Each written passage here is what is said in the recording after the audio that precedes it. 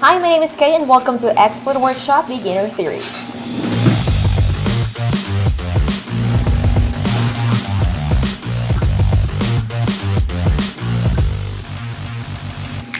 Hey, what's up? This is the beginner's tutorial for XSplit Broadcaster V2. And today we'll talk about setting up an XSplit account, installing XSplit, and we'll give you a quick overview of our user interface. You can skip ahead to any of these sections by clicking on these icons below.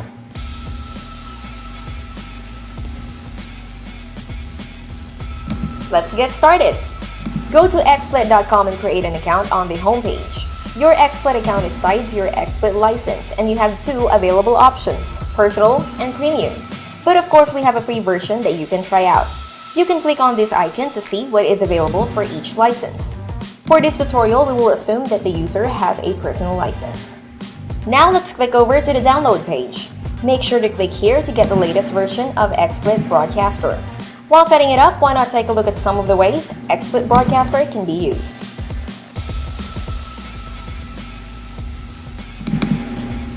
Damn it.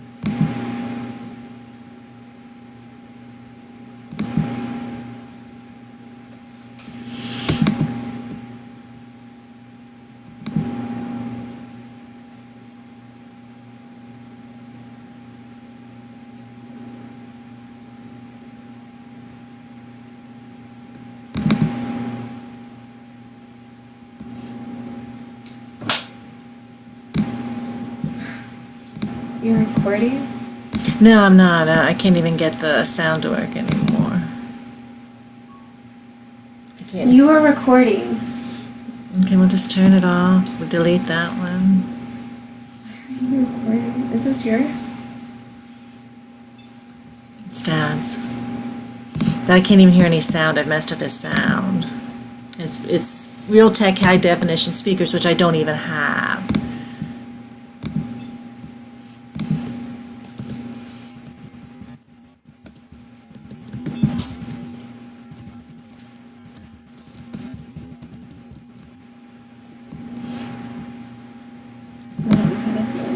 Hmm?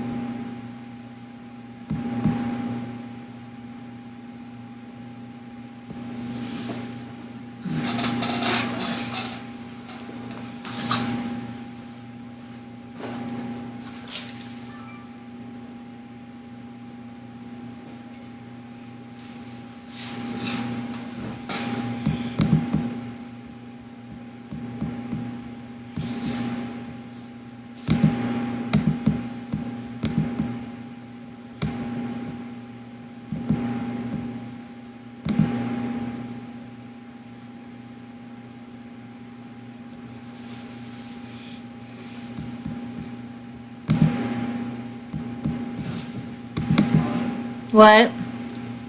Yeah.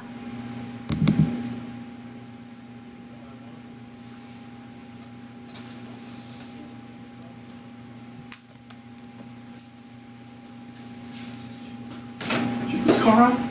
I never got it out, so no, I didn't put it up.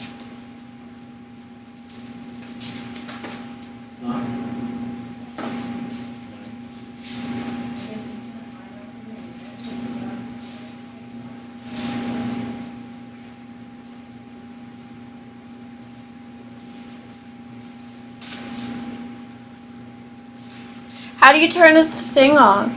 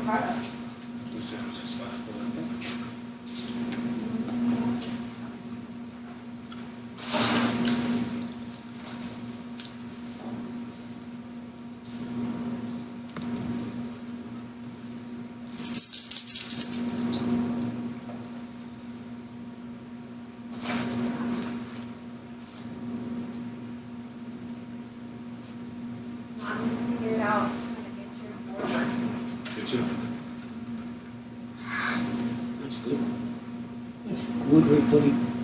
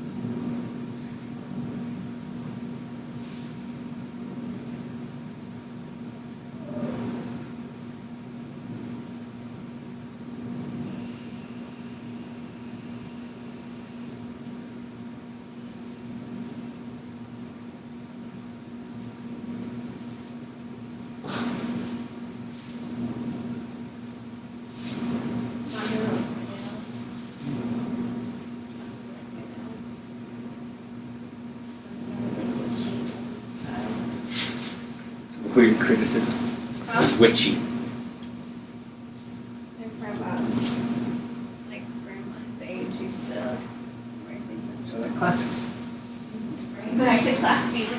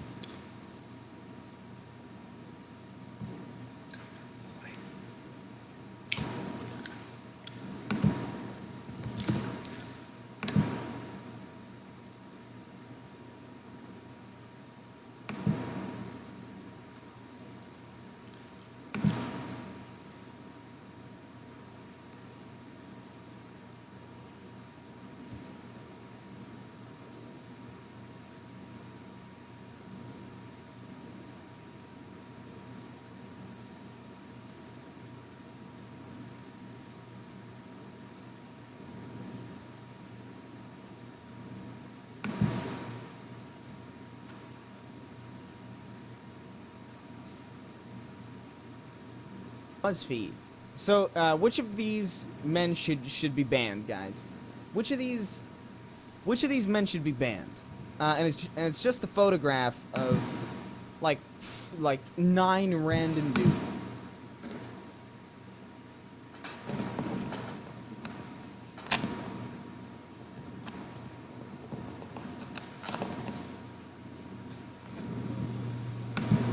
We'll do the middleman.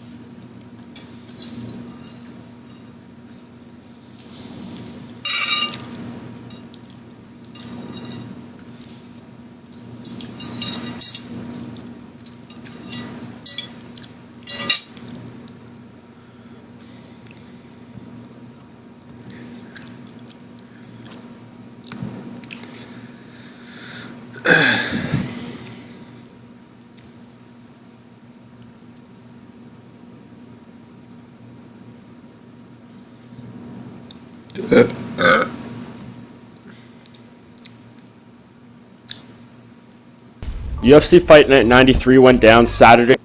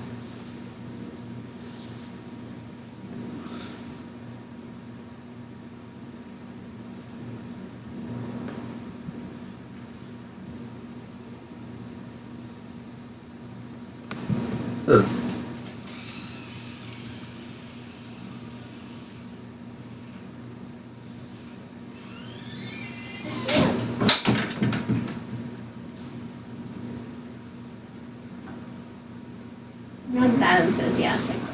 What was that? Doesn't seem that enthusiastic. About what? I need to see him. It's something he had to do, didn't want to do. Huh? It's something he had to do, didn't want to do.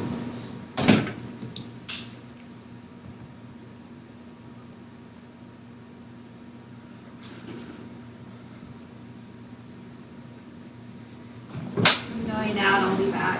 What was that? I'm going out, I'll be back. Has someone walked JoJo? Huh? Has someone walked JoJo? Did you not see what we just came back from? No. Walking JoJo? Just someone walked him. Yes. Who? Me. When? Just now. I didn't see you walking. He literally just came back in. That's what I saw him come to greet you after you came back from somewhere. Huh? I saw him come to greet you after you came back from somewhere.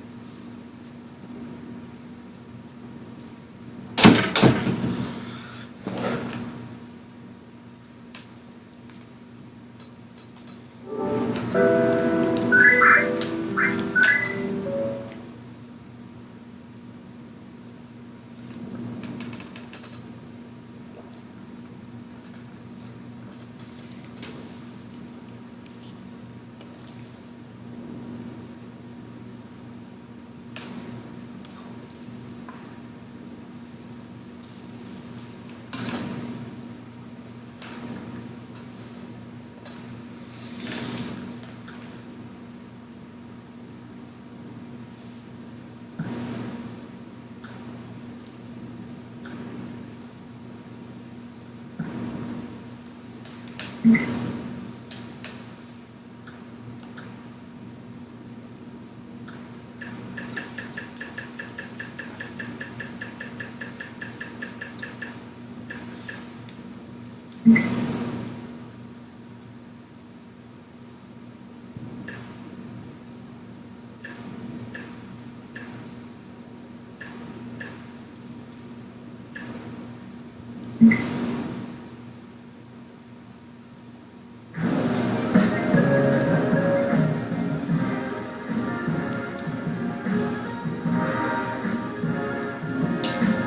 do this right, your kids can look good. My kids can look good.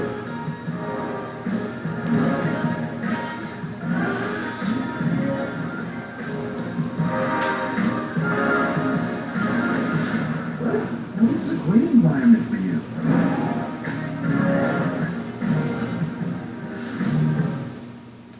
To be honest, I'm surprised there haven't been more symptoms.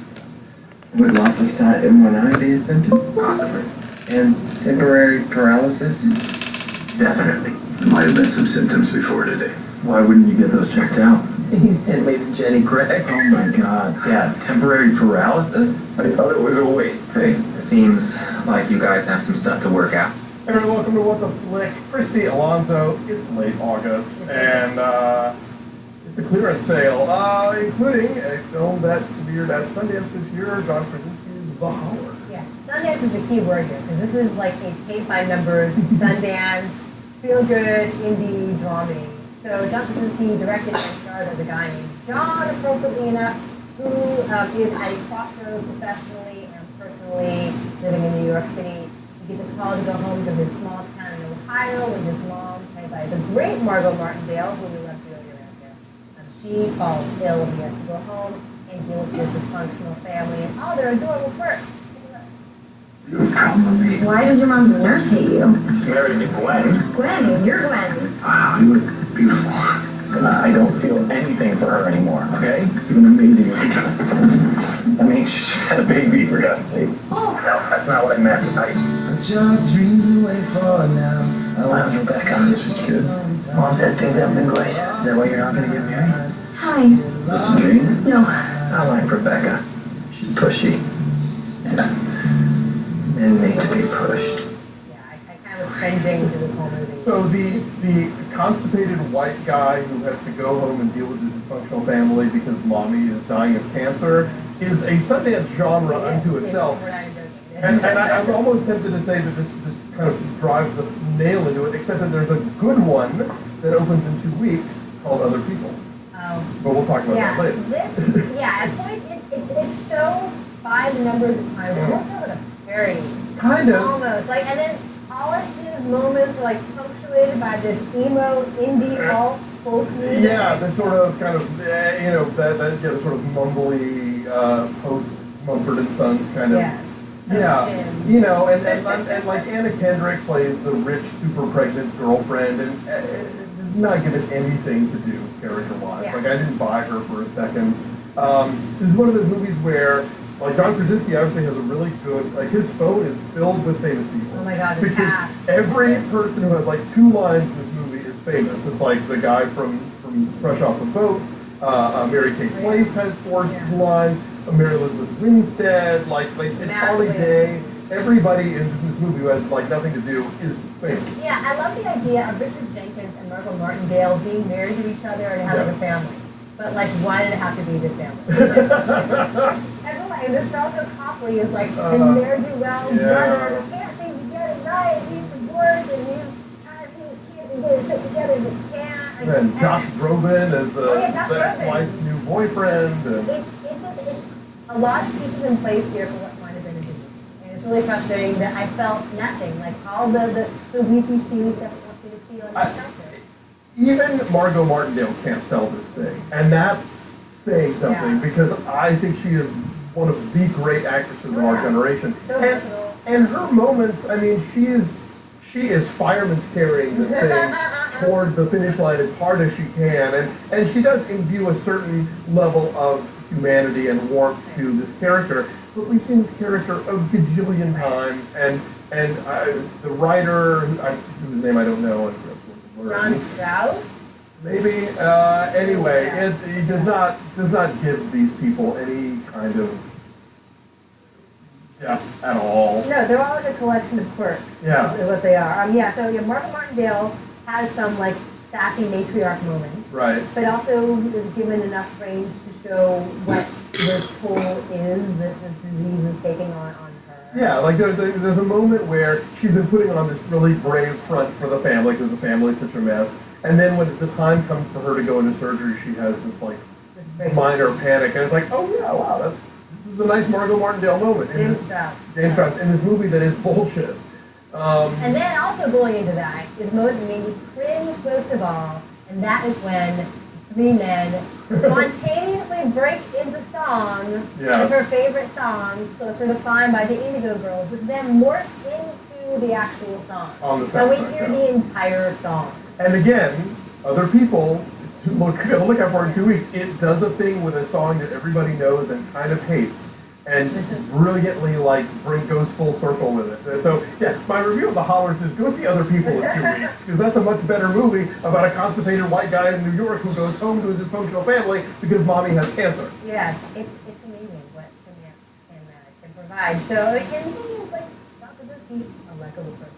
Oh, sure. I like him on The Office. I like him in Away We Go. Very much. I like him on Time. Yeah. And I don't know what he got this good. Yeah, it's not shot in an interesting way. It's kind of, expectedly sunny and sitcom. It's small town quirkiness.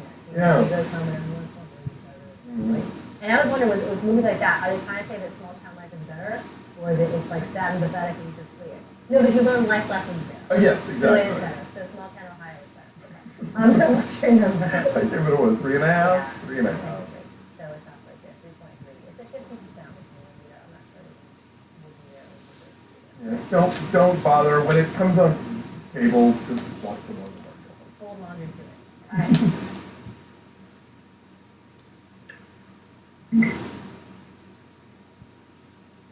Hi, welcome to What to Play. My name is Christy Lemire. That is Alonzo Givaldi. It is late August, and there's surprisingly a really good movie coming out called Southside with You. It is the Obamas Before Sunrise. Yeah, basically, it's if you like Richard Linklater walking and talking movies that are set over a very short period of time, this could be the film for you. It is about the Obama's first date, about Michelle Robinson, a young attorney in a big corporate law firm in Chicago, spending an afternoon with their summer associate, Barack Obama. And she does not want to think of this as a date because she is trying very hard to be taken seriously as a black woman lawyer at this firm and doesn't want to start going out with the one black guy that works there. He has other plans. Take a look. Hi. Hello. You're late. So you wouldn't notice. I expected it. You were late for your first day of work. You noticed that too. I'm your advisor. I'm supposed to notice. Well, Michelle, all set? Shouldn't we be getting to the meeting? We have some time. I thought we'd swing by the art center, see some paintings, maybe grab a bite to eat. This is not a date. How's it gonna look if I start dating the first cute black guy who walks through the firm's doors? It would be tacky. You think I'm cute? I didn't say that. Okay, so these two have such amazing chemistry. Amazing, yes. Yeah, and Parker Sawyer he's not doing a full-on Obama impression, right? So he's sowing the seeds for the cadence that we've come to know. There's one really beautiful scene as part of their date. He takes her to this community rally at the church. Because he's a community activist. He is. He's still a local community activist, Barack Obama at that point. And as part of their walking and talking date, after lunch and all kinds of other stuff, he's like, "What's Philippines?" And he stands up to rally the people who have been frustrated by the cooperation they're getting to try to get the community center up and running. And that's where it's like that light bulb, aha moment, oh, this is where it began, this is the guy. And it happens so organically that you believe it probably actually did go down that way. I mean, our great friend Jen Yamato at the Daily Beast did a whole piece, you see that? Where she broke down how real is all the stuff that happened on the date. They actually did go for ice cream at the end, and so they did have to do the right thing. Yeah, and she tells the story, Michelle Obama told the story at one of the conventions about him having the Datsun with the hole in the floor, you know. But yeah, there's something very humanizing about a movie where the future president of the United States pranks Janet Jackson, miss you much, in his shitty car, and then talks about like good times, you know. But not just like, hey, Good Times is a good show, but No, like, no. here's why Good Times matters yeah. culturally, historically. So, and again, all that feels really organic. A lot of movies that have a lot of pop culture references, Yeah. and it's like, hey, look, you know, pop culture stuff. But here it's like, that The helps shape context. who they are, what matters to them. And the thing is, you know, this movie it doesn't rely on the hook of the fact that they're going to be, you know, the Obamas one day. On its own, it is just this really wonderful, smart romantic comedy about two interesting, ambitious people who have reasons to not be together, but have reasons to be together, and sort of feeling each other out and making those tentative first steps towards figuring out where this thing's going to go, if it's going to go anywhere. And we had this conversation, Dave and I went on the B-Movies podcast, which is a way to talk about the best films of the decade so far, and we talked about how there are certain movies that just scratch this itch of, oh yeah, I want to see more like this, and I'm not getting them. And this movie, you realize, you know, it got made because it's about the Obamas.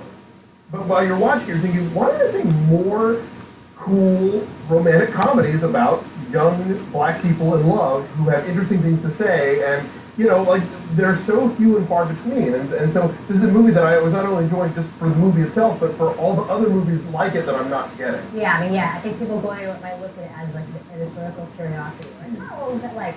But beyond them, yes, being a young black couple, I think no matter who you are, what your background is, you can relate to this place where they are in their lives. Yeah. Because although it's very, very specific, there's also a universality to that.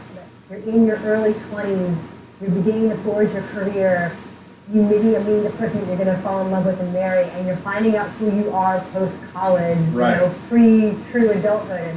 And that is really universal and really true in the way that they're able to articulate their dreams and their fears and their commonalities, and then they're not afraid to push each other either. Sure, yeah, they're not on the best behavior, flirting and complimenting each other. I mean, they do that. But they also call each other out on something. If we've not said the name Tika Sumpter yet. Tika Sumpter, oh my gosh, she's so good. Is an actress I really admired for quite a while. She was really good in the Sparkle remake, and I've seen her do other things that I was really impressed. But yeah, the two of them just hold the screen so well. And yeah, the way they play off each other, whether it's playful, whether it's accusatory, you know, and you're right, it kind of hits on this more sort of universal thing of your early adulthood where it's not set in concrete yet, and you can still make other choices, and you're still questioning whether you're doing the right thing or if you're on the right path. Do the right thing. Yeah, sorry, I didn't mean to do that, but I just makes me want to go see Do the Right Thing again. Yeah, I was just, so I kind of went into this thinking that it would be, like you said, a historical curiosity, and I was thoroughly charmed. I came out of it thinking that this is the kind of movie that is a very solid contender for my top 10.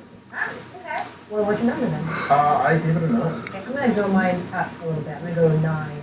You said 9.5. Oh, 9.5, sorry. I will say 9. And so our average is a 9.3. Yeah. It is 91% on the tomato meter. I think it's probably just New York and LA. Is it Might maybe be. limited? But please go find it. It's Yeah. just charming and smart and well acted and well written. And, you know, unless you are the kind of person who just has decided that Barack Obama is like the Manchurian candidate who was, you know, created in a lab in Kenya to destroy us with socialism, I don't think politics really enter into it that much. You know, if you are mildly centrist or even, you know, a compassionate conservative, you might enjoy this movie. He is a young man. Sure. Bye.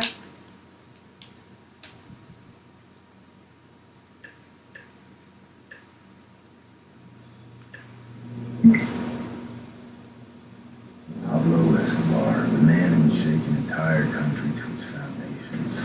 But if there's one thing I've learned in the narco world, it's life is more complicated than you think.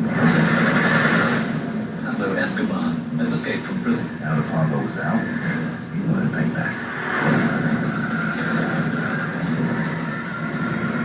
Everybody stay lit. Take down Escobar.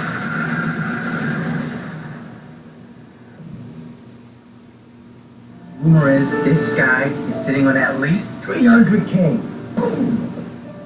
That's your guy. Wait, is he blind? He messed up. You're all the blind guy, isn't it? Just because he's blind don't mean he's the same, bro.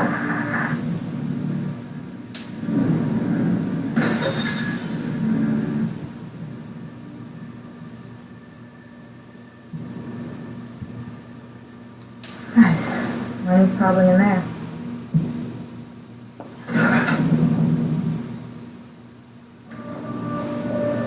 Who's there? Stay right there. I'm gonna get through one of that. Man, let me go.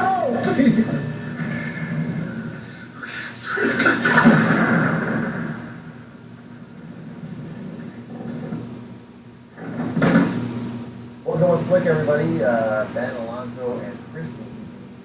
Thrillers, don't breathe. Horror, thrill, right? Yes. Four fine things happen. This is horror. But it is a tense movie. Yes. What's it about? Okay, so did you ever see Wait Until Dark, where terrible people break into the home of blind Audrey Hepburn and she manages to get the jump on them? Imagine that, but you're actually kind of rooting for the home intruders, but not entirely, but then you are, and everybody's terrible, but oh my god, it's terrifying anyway.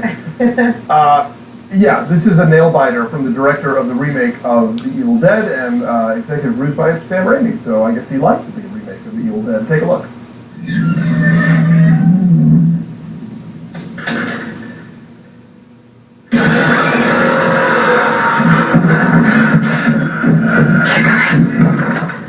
Now you're gonna see what I see.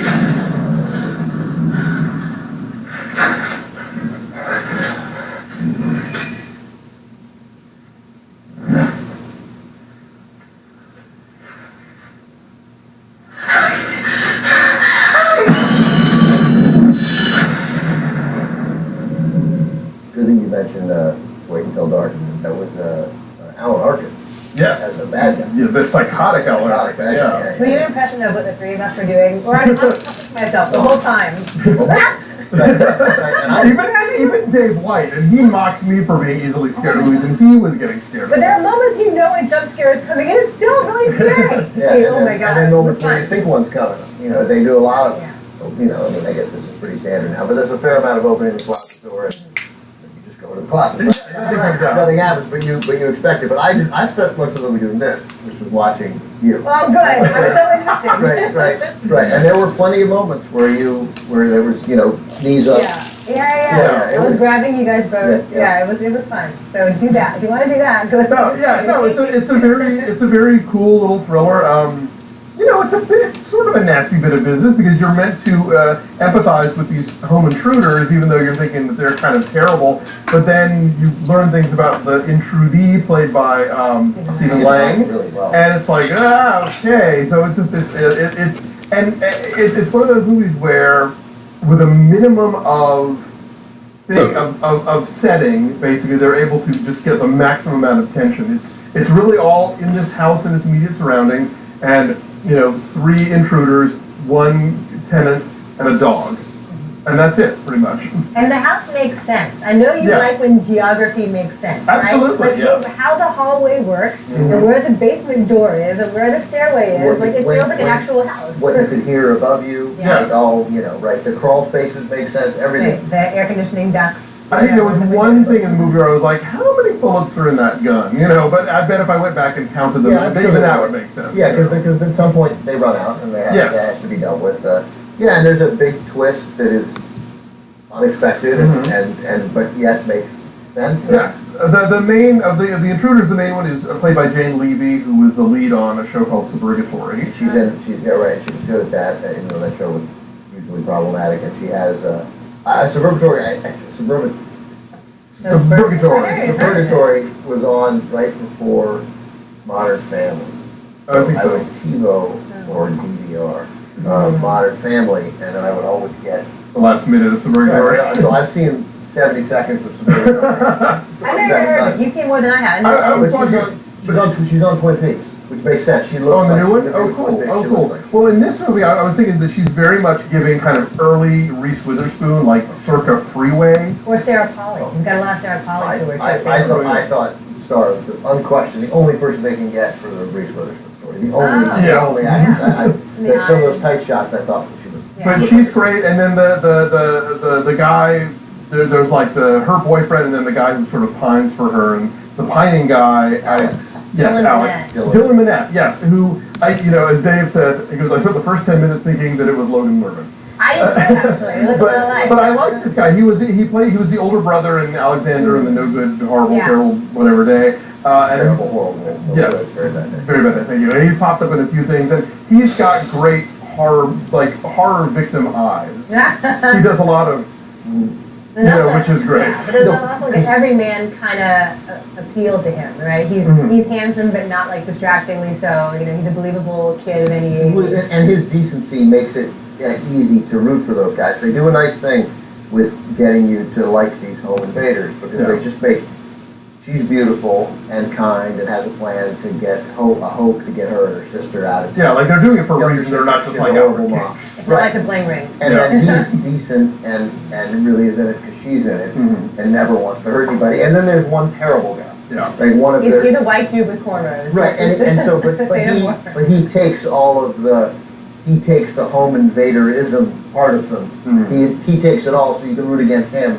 And be in front of the other two, He uses space really well. He uses silences really well. The title is nicely. I have not been in a movie theater that quiet in a long time, especially because horror movies and comedies are the ones where they're most likely, if there's a critic screening, there will be a few critics and then a ton of recruited audience members because we're all dead inside and we don't know how to respond to things. We have to be surrounded by actual human beings. They were silent. You can hear a pin drop in that theater because it's so much about, as the title implies, you're hiding from a blind guy, you have to not make any noise, and so the whole theater just got completely silent. It was exciting to be part of. And they don't get the stuff they do in each, as the evening unfolds, as the situation changes, they do stuff that makes sense. That's right. Yes. As far as what would you do? Like in your mind, you're thinking, okay, what would I do now? Okay, I'm the cell phone, or I've got my cell phone in the closet. What am I going to do with it? And then someone's phone's going to buzz at some point. So everything makes sense as far as a realistic, everyday today perspective. Yeah, there's no don't go in there, you idiot. People moments. aren't dumb.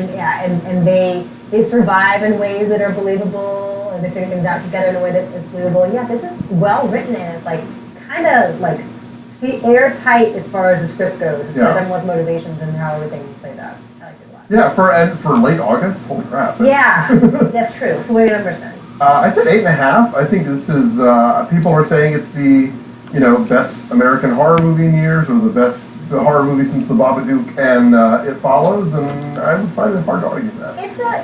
It's a solid, the word I want to say is not predecessor. It comes after. It comes after. It follows. In that vein. How about that? In that vein, it's a good sense of place. Air. Yes, Air. It's in the Detroit setting. It all feels lived in. Although shot in Hungary. Oh. The exteriors were Detroit, but apparently almost all, I guess the house studio was in Hungary. Yeah, that abandoned street. That is Detroit. Yeah, this is not a pro Detroit movie. Yeah. No, the part of the motivating factor is we need money to get the fuck out of Detroit. So So okay, so sorry, I'm Chamber of saying 8.5. Commerce. I'm saying 8.5. What do you think? I'm bummed mine to a 9. Because this is again, it really I don't know what it set out to do that it did not accomplish. So I had an 8.89. So 8.7. 8.7. Okay, 8.7 is our number, and it's at 92% for a horror movie in August. Go see it.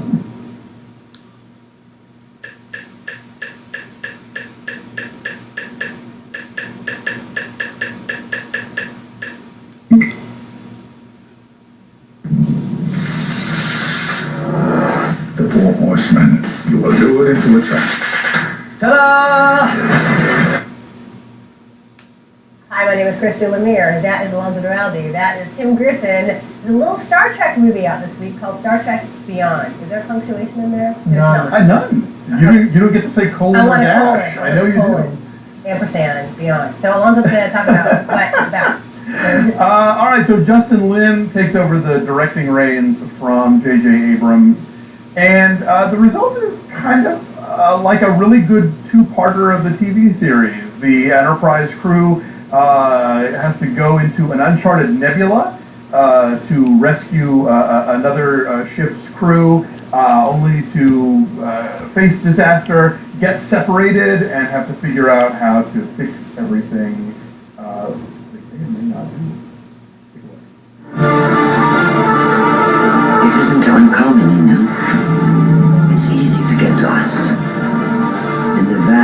of space. There's only yourself, your ship, your crew. You really want to head back out there, huh?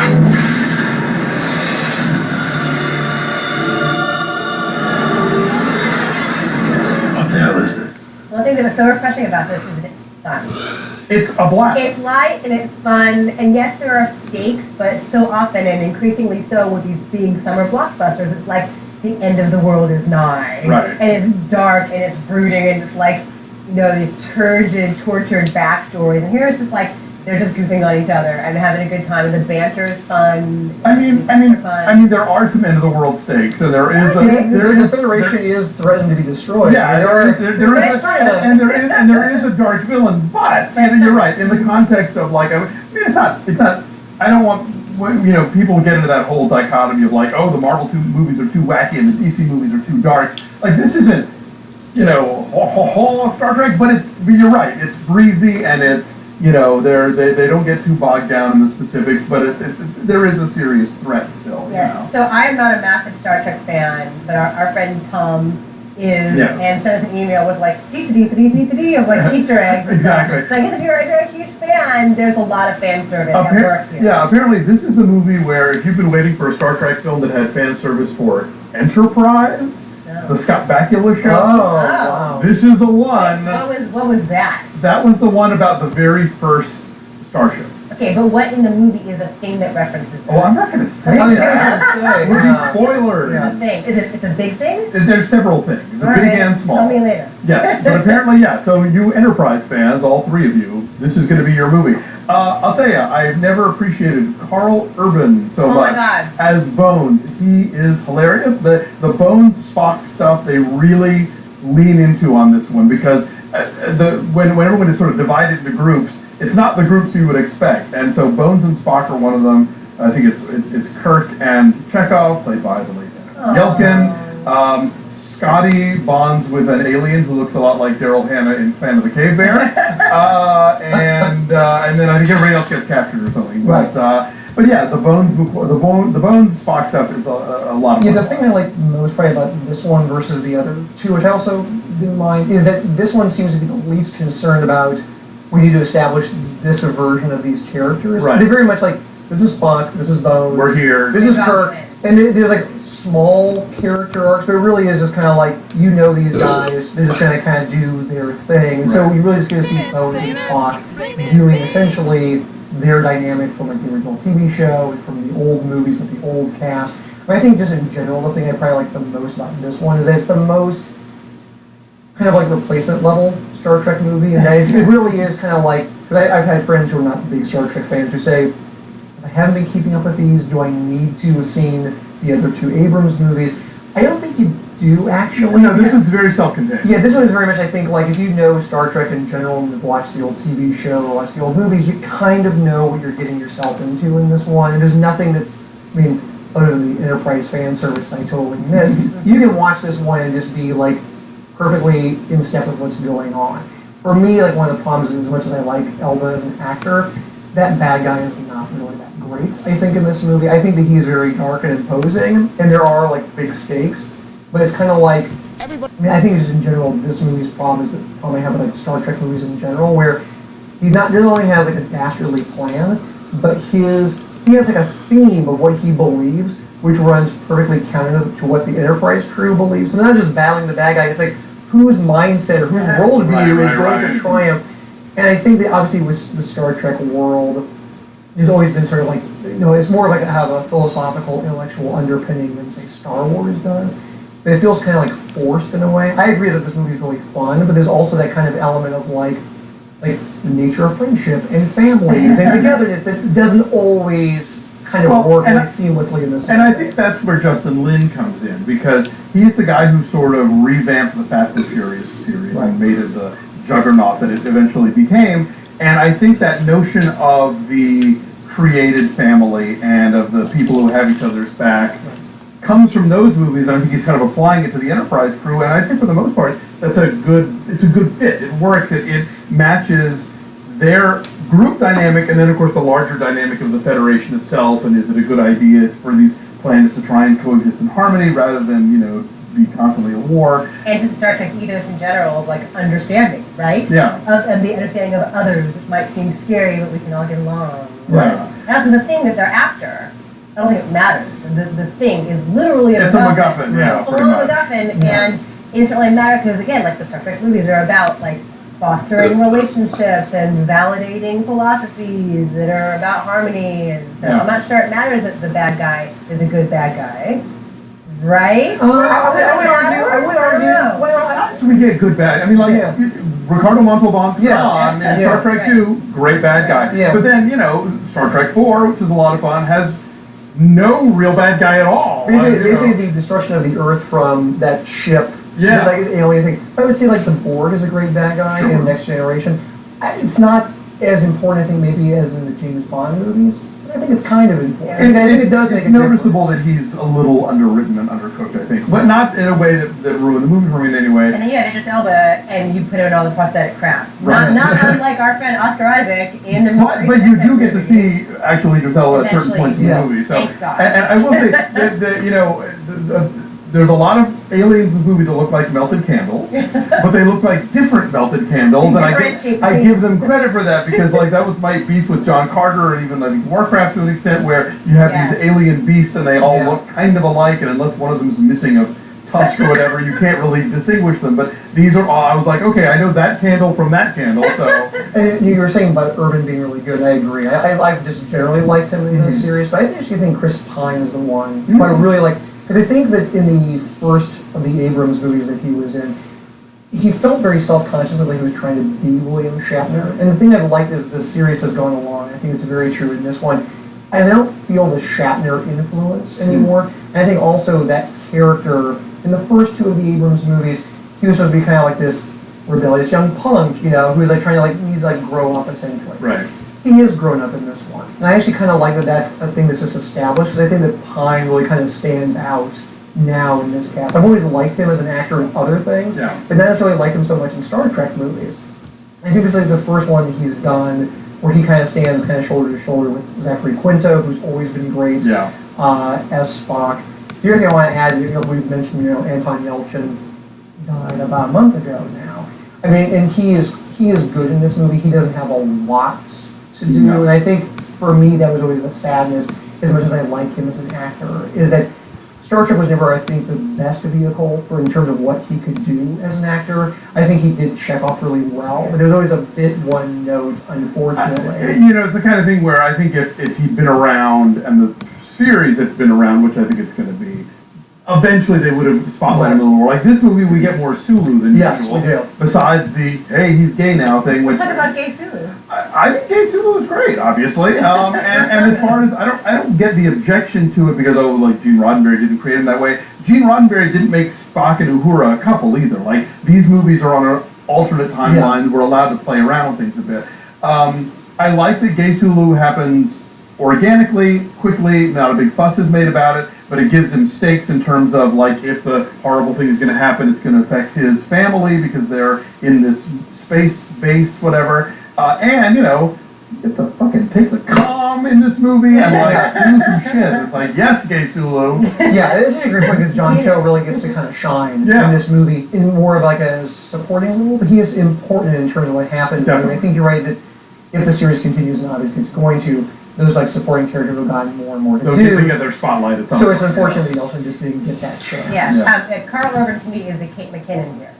Right? Because it's a lot of fun to watch, and it's weird, but it's not necessarily one-note weird, but there's also moments where he has actual dramatic depth with Chris Pine. Chris Pine kind of has to be in the tough position of being the straight man, no pun intended, with the gay Sulu, but we have really specific crazy characters all around him with specific traits, and he has to hold it all together and be cohesive, and that's tough to do while also being demanding, and I think he has evolved nicely through all of this. Do I have any complaints about this?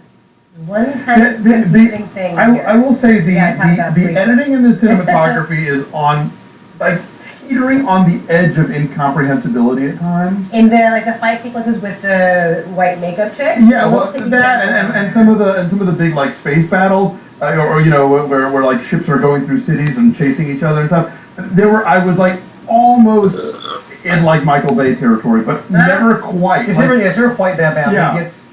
It gets there a little bit. It's like there was a movie I really liked this year called Take Me to the River, and I talked to the director, and it was edited by the guy that did Force Majeure, and he said that one of the things that this guy would do would be to like take out everything, all the dialogue from the scene, and then put back just enough to make the scene make sense, so you know what's going on, but not so much that it took away the suspense or whatever.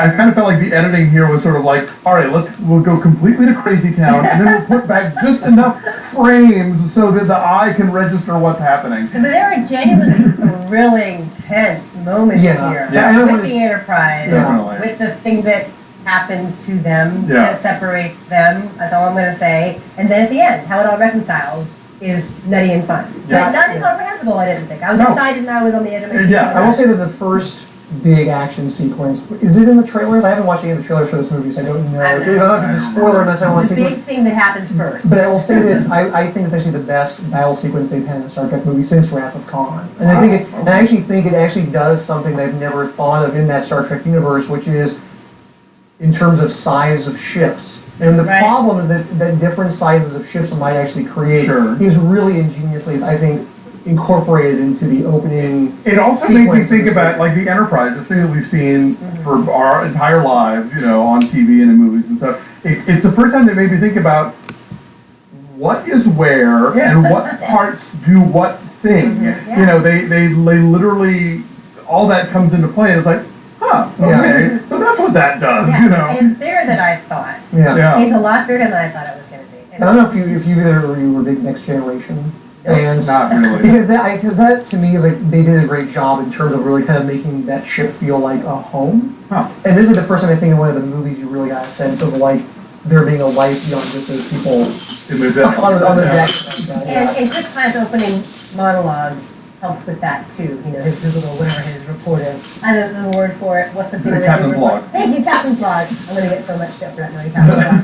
But the Captain's diary. Yeah, but he helps explain. And I'm not really a big fan of like voiceover over explaining things off the top. This is very effective in establishing that world, right? Establishing what the dynamic is and what the vibe is like on the And I love any movie where they trot out Shore Agdashlu for a couple of minutes. Yeah, it's nice to see She is instant. Gravitas. A word we all like here, gravitas. Yes. All right, so then what are your numbers, guys? I give it a 7. It's solidly entertaining. I had a great time. Yeah, I give it a 7 too. I think it's solidly familiar in the Star Trek world. Entertaining, like we talked about with Ghostbusters last week. With a terrible summer that we've had, this rises above a lot of the Trek we've had. Yeah. No question. I am strangely really high on this compared to these guys. I'm at 8.5. I had a blast. And maybe it does also about expectations, perhaps, right? Sure. So our number is 7.5. I did math on my own with a big girl. And on the tomato meter? And tomato meter is at 88%. It was in the 90s. And now it's dropping a little bit. So, but it's really good and really fun. So, and if you're going to take your kid, a little scary. A little scary? I don't know. They'll be fine. Bye.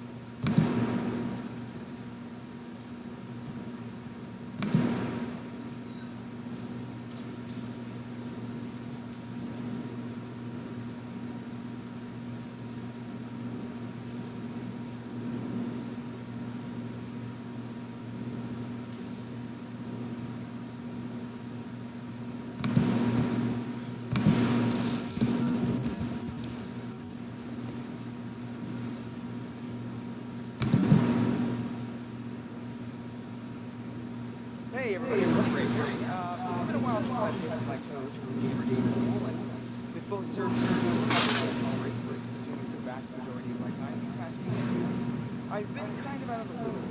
So with that in mind, let's take a look at story number 1 for today and see if we can jump back in. Intel opposes Gamergate as part of $300 million effort to fix diversity impact. Oh, really? Intel opposing in-depth Gamergate? That's pretty serious. I mean, if the CEO of Intel said verbatim, we here at Intel oppose Gamergate, that's pretty serious. That might really hurt us. Yeah. Let's read. Yeah, I did. I was able to tape audio. I was trying to do the video now. I don't have a video now, but I did get how to do tape the audio on your recorder. I'm not familiar with all the soundboard, how to move all that stuff around, but I was able to tape it and then put it onto your computer, or you can, like see all the files, and then you can edit it if you want to, upload it. Just audio. I wasn't able to get the video rolling yet, but I have the from your recorder, your microphones and all that. Well, after my shift tomorrow, I should have a couple of days off, so I should figure it out. Yeah, I made there's like things to coordinate me talking and stuff, and all that kind of stuff. So yeah, so I know how to make the file and then put it onto your computer audio. I haven't got video on it yet. I was working on the video. And I was trying to get the sound to run through the video instead of the video sound. No, I didn't complete that yet. But I did get it. And I understand how to get them on the recorder very easily.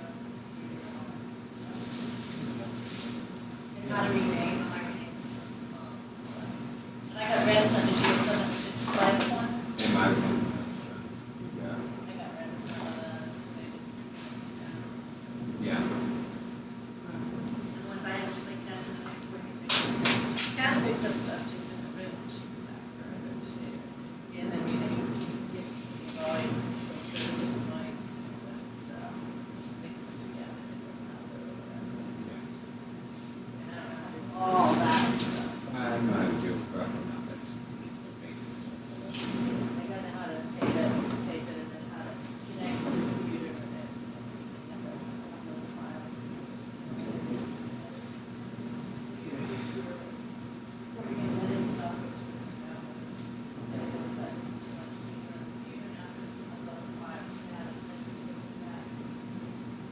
That's good.